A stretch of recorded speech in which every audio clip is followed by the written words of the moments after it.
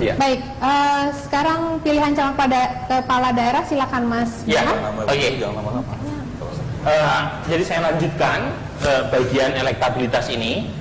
Jadi Bapak sekalian bisa melihat, saya dapat laporan di YouTube suaranya agak kurang jelas karena ada masalah streaming ya, internetnya kurang stabil, jadi punya efek ke YouTube. Dan semoga penjelasan saya di sini lebih clear, termasuk yang ikut melihat paparan melalui Zoom. Nah, sekarang kita coba menampilkan elektabilitas berdasarkan dua survei. Satu survei tatap muka yang warna biru, itu diadakan sampai tanggal 8 November 2024. Sementara yang warna kuning itu hasil survei by phone, ya by phone. Jadi Bapak sekalian bisa cek perbandingan antara dua metode yang berbeda dalam konteks pencarian data. Nah, bukan hanya metode yang berbeda, waktunya juga sedikit berbeda. Satu awal November, yaitu survei tatap muka, sementara untuk survei teleponnya itu dilakukan tanggal 15 sampai 21. Nah, dari sini terlihat elektabilitas Ridwan Kamil itu unggul secara top of mind, ya, lagi-lagi ini top of mind. Kita punya simulasi surat suara. Dalam simulasi top of mind kami tidak memberikan pilihan jawaban, jadi betul-betul tergantung jawaban spontan dari responden. Jadi baik di survei tatap muka atau survei telepon, itu Ridwan Kamil disebut lebih banyak ketimbang Pramono, Rano, kemudian Dharma dan lainnya, ya. Yaitu kisarannya untuk survei tatap muka 28,7%, sementara untuk survei telepon Ridwan Kamil disebut 26,7%. Di peringkat kedua itu Pramono untuk tatap muka disebut 20,6% dalam top of mind, sementara untuk Pramono itu disebut dalam survei telepon 13,5%. Nah, dibanding dengan wakil Ridwan Kamil, Rano Karno punya dampak elektoral yang lebih kelihatan ya, karena secara elektoral dalam simulasi top of mind Rano Karno disebut dalam survei telepon maupun survei tatap muka kisaran 14%. Jadi ini relatif baru ya, kami menemukan efek cawagup yang cukup lumayan membantu calon gubernur ini. Bahkan dalam simulasi telepon, simulasi survei telepon top of mind itu sedikit lebih banyak responden yang menyebut Rano Karno ketimbang Pramono. Nah, yang membedakan adalah tidak tahu tidak jawab dalam survei telepon lebih banyak ketimbang survei tatap muka. Nah, mungkin diulas juga dalam beberapa literatur, survei tatap muka itu intimacy ya, kedekatan dengan responden, proximity dan seterusnya, itu membuat mereka lebih percaya untuk menyampaikan pilihan jawabannya ketimbang survei telepon ya. Bapak sekalian, kalau di telepon sama surveyor pun kadang-kadang juga males kan untuk menjawabnya.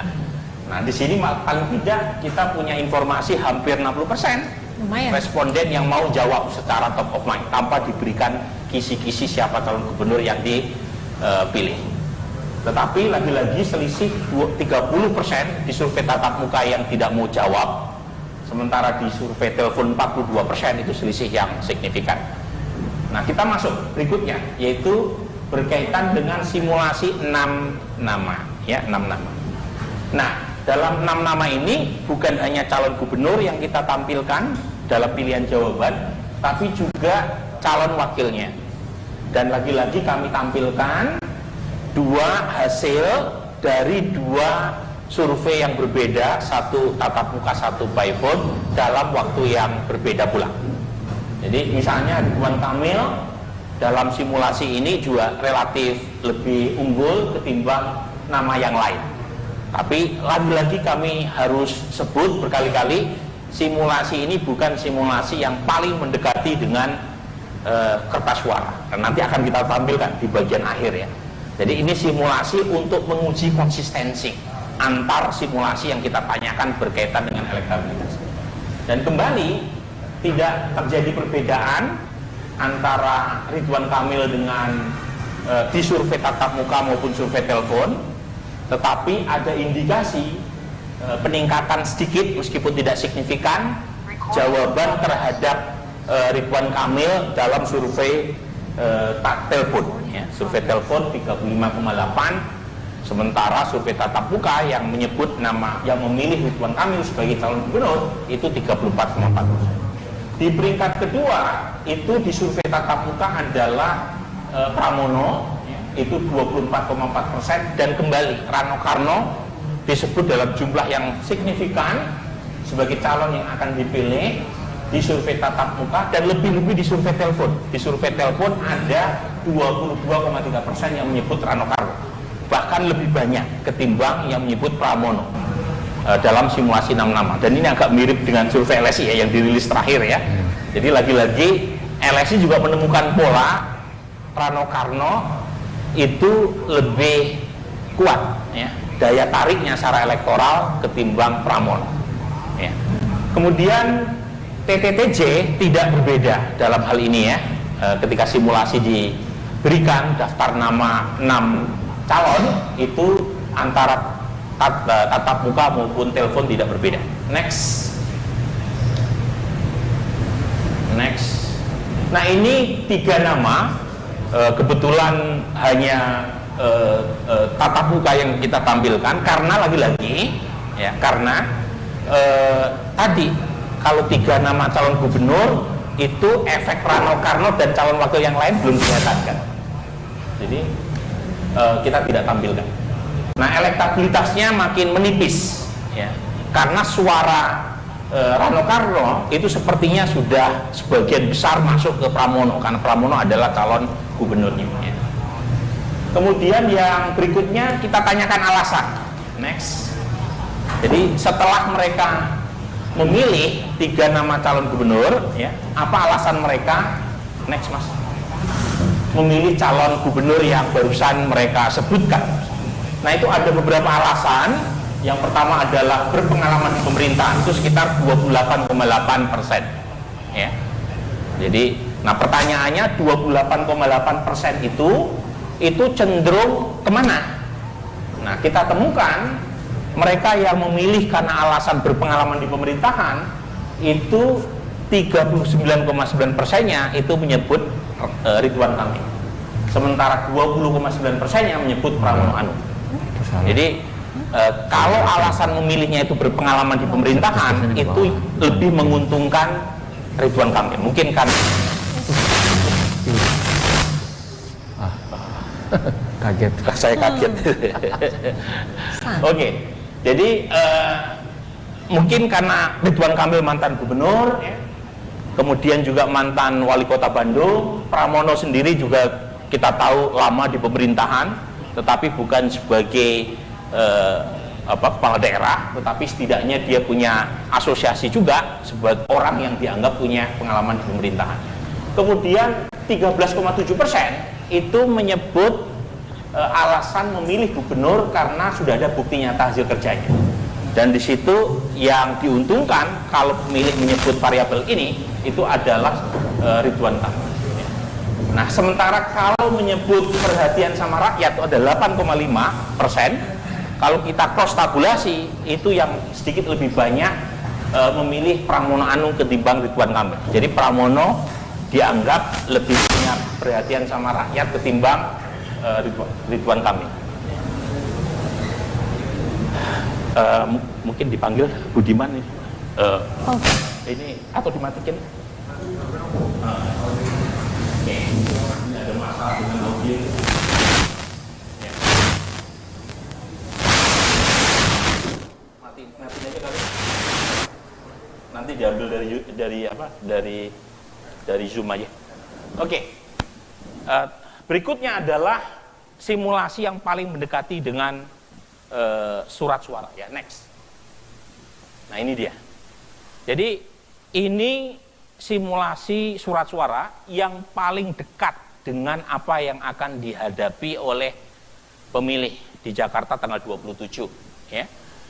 Jadi kami memakai terutama dalam survei tatap muka spesimen surat suara yang dikeluarkan oleh KPUD Jakarta. Nah, tentu saja simulasi surat suara ini hanya dimungkinkan pada survei tatap mukanya, karena survei telepon kita tidak ketemu langsung sama respondennya. Oke? Jadi survei telepon kami menanyakan simulasi pasangan tanpa menyodorkan surat suara. Jadi Bapak sekalian bisa lihat di slide ini, ya. Pertama untuk survei tatap muka. Survei tatap muka sampai tanggal 8 November itu Pramono Anung Rano Karno Sidul. Mungkin ada yang bertanya ya, kenapa ada kata sidulnya? Karena sudah didaftarkan ke pengadilan dan sudah diterima oleh KPUD. Jadi nama Rano Karno itu ada kata sidulnya. Ya. Jadi kita menyesuaikan dengan spesimen surat suara, termasuk bukan hanya namanya, nomor urutnya dan fotonya. Ya, fotonya.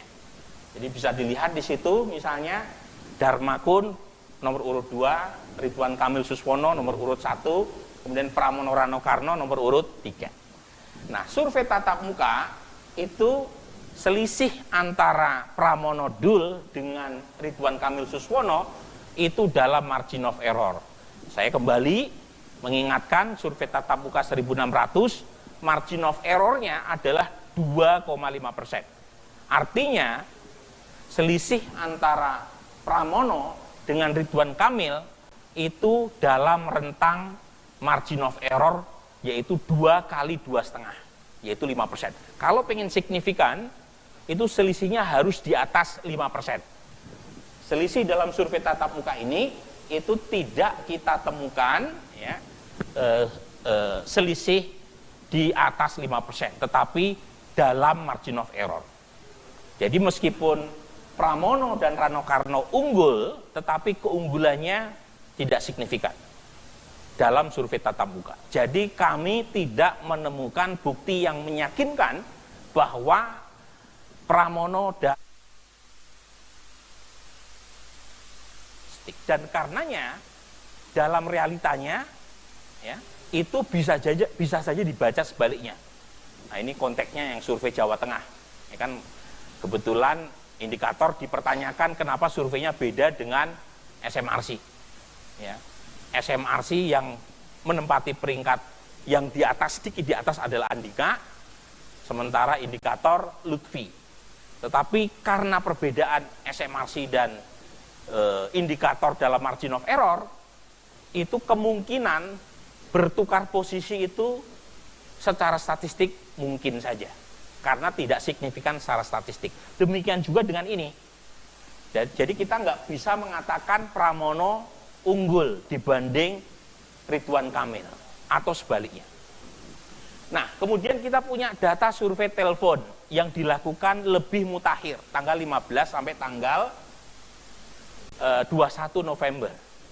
Hasilnya secara statistik sama dengan temuan survei tatap muka, yaitu tidak ada bukti yang meyakinkan bahwa Pramono atau Ridwan Kamil unggul dibanding yang lain. Tidak ada. Karena selisih keduanya itu lagi-lagi dalam margin of error. Ingat survei telepon margin of errornya 2,9% plus minus. Jadi kalau pengen aman harusnya 2 kali 2,9%, yaitu sekitar berapa itu? 5,8%. Ini selisihnya hanya 1,6% dalam survei telepon. Nah, jadi secara absolut kami memang menemukan indikasi selisih antara Pramono Sidul versus Ridwan Kamil Suswono di survei telepon lebih menipis dibanding survei tatap muka. Iya, tetapi secara statistik selisih itu sama-sama tidak signifikan seperti yang kami temukan dalam survei tatap muka. Yang signifikan kami temukan, jadi bukti yang meyakinkan yang kami temukan, baik survei tatap muka maupun survei telepon, adalah suara atau dukungan buat Dharma Kun, Dharma Pongrekun, dan Kun Wardana Abioto. Nah, itu signifikan. Kami dengan sangat percaya diri mengatakan ya, bahwa Dharma Kun berada di peringkat ketiga, dan kalau terjadi putaran kedua, Dharma Kun tidak lolos ke putaran kedua. Nah, mungkin teman-teman wartawan merasa nggak perlu kesimpulan saya yang terakhir ini, tetapi buktinya secara statistik sangat kuat dan meyakinkan. Mas Jayadi tertawa. Memang betul, yang pertama tadi kita nggak bisa mengklik. Nah, yang menarik untuk tatap muka maupun telepon yang tidak tahu tidak jawab kisarannya mirip sekitar 12%. Dan jangan lupa selisih antara Pramono versus Ridwan Kamil ya, itu selisihnya lebih tipis ketimbang jumlah tidak tahu tidak jawab. Ya, artinya apakah nanti terjadi satu putaran atau tidak itu sangat tergantung perilaku pemilih swing voters. Mereka mau kemana di masa 7 hari tersisa? Apakah ke Pramono, ataukah ke Ridwan Kamil, ataukah ke Darmakun, ataukah terbagi secara proporsional? Itu terra incognita, wallahu a'lam, saya tidak tahu, gitu ya. Gitu ya kira-kira ya. Jadi intinya dari data ini memang sampai tanggal 21 November Pramono maupun Ridwan Kamil belum aman secara statistik untuk unggul satu sama lain, apalagi untuk menang satu putaran. Nah, gitu ya. Untuk menang satu putaran 50% plus 1. Kata Mas Jayadi mungkin, Mas Burhan ngomongnya hati-hati banget. Iya, karena kalau salah nanti indikator yang disalahin ya. Jadi kita harus hati-hati ngikutin pedoman statistik saja. Next. Nah, dari mana sumber perubahan yang mungkin terjadi seminggu ke depan? Yang pertama ada 12% mereka yang mengatakan tidak tahu tidak jawab. Ya. Itu undecided voters. Tapi pemilih swing, pemilih mengambang bukan hanya berasal dari mereka yang belum menentukan pilihan. Tapi juga bisa berasal dari mereka yang sudah punya pilihan, tetapi pilihannya bisa berubah. Ya, jadi dari 88% kurang lebih, masyarakat yang punya pilihan, baik itu ke Ridwan Kamil, Pramono maupun Darmakun, itu 88% tadi, 25,1%-nya itu bisa pindah ke lain hati. Jadi kita punya pertanyaan seberapa besar atau kecil kemudian berubah pilihan. Itu ada 4,3% yang mengatakan sangat besar yang berubah, dan ada 20,8% yang mengatakan cukup besar. Total 25 dari 88. Jadi swing voters, gabungan undecided dengan mereka yang bisa berubah, itu cukup besar untuk mengubah keadaan. Jadi Bung Ara ya, sebagai politisi Gerindra gitu ya, waktu untuk mengejar Pramono Anung itu masih terbuka karena pemilih mengambangnya jauh lebih besar daripada selisih RK dengan Pramono Anung, gitu ya. Next. Nah, saya masuk ke bagian sini. Next lagi. Nah, jadi ini pertanyaan mendasar. Orang nggak mungkin memilih kalau tidak kenal. Yang warna biru adalah tingkat kedikenalan. Yang paling dikenal oleh warga Jakarta adalah Ridwan Kamil. Kemudian disusul oleh Rano Karno. Nah, kenapa dalam simulasi beberapa simulasi dan survei telepon terutama elektabilitas Rano Karno lebih tinggi ketimbang Pramono? Karena tingkat kedikenalan Rano Karno itu lebih besar ketimbang Pramono Anung. Jadi orang lebih kenal Ranonya ketimbang Pramononya. Ya. 94%, sementara Pramono hanya 66%. Sementara untuk calon wakilnya Ridwan Kamil, dengan segala hormat Pak Suswono, itu belum punya kontribusi elektoral secara personal untuk Ridwan Kamil, karena yang kenal aja di bawah 30%. Gitu ya. Gitu ya. Jadi sementara Darmakun ya hanya 25% yang kenal. Tetapi kalau dibandingkan dengan beberapa bulan lalu yang kenal Darmakun hanya 6%. Jadi Pak Darmakun sudah berhasil menaikkan tingkat kedikenalan. Tetapi mohon maaf terlalu jauh untuk mengejar ketertinggalan. Nah, dari yang kenal itu kita tanya suka atau tidak suka. Ternyata dari 6 nama Cagup dan Cawagup, tingkat kedisukaan paling tinggi kepada Rano Karno. Ya, itu. Dari 94%, 92% suka sama Sidul. Nah, kedua tokoh yang paling disukai adalah Ridwan Kamil, kemudian disusul Pramono Anung, baru nama-nama yang lain. Next. Nah, kemudian ini untuk survei telepon. Jadi cara membacanya seperti yang tadi saya sampaikan, kita hanya menanyakan tingkat kedisukaan hanya pada yang kenal. Kalau tidak kenal, kita tidak tanya. Ya. Jadi Bapak sekalian bisa bandingkan itu. Next lagi. Ini personal quality dalam survei tatap muka. Jadi kita tanya pada mereka yang kenal, entah itu ke Ridwan Kamil, ke Darmakun, maupun Pramono. Ridwan Kamil yang warna biru pekat, kemudian Darmakun yang warna merah, sementara Pramono yang warna biru muda. Terhadap variabel kualitas personal. Nah, di sini Ridwan Kamil unggul untuk variabel perhatian sama rakyat, jujur bisa dipercaya, kemudian tegas dan berwibawa. Itu 3 variabel dari 5 itu Ridwan Kamil lebih positif citranya dibanding Pramono maupun Dharma Pongrikun. Sementara Pramono sedikit lebih unggul dalam soal persepsi di mata warga Jakarta, dianggap mampu memimpin Pemprov Jakarta. Selisihnya adalah margin of error dengan Ridwan Kamil. Dan imbang, betul-betul imbang dalam citra bersih dari korupsi antara Ridwan dan Pramono. Next. Next, ini saya skip aja biar cepat. Ya. Tatap muka.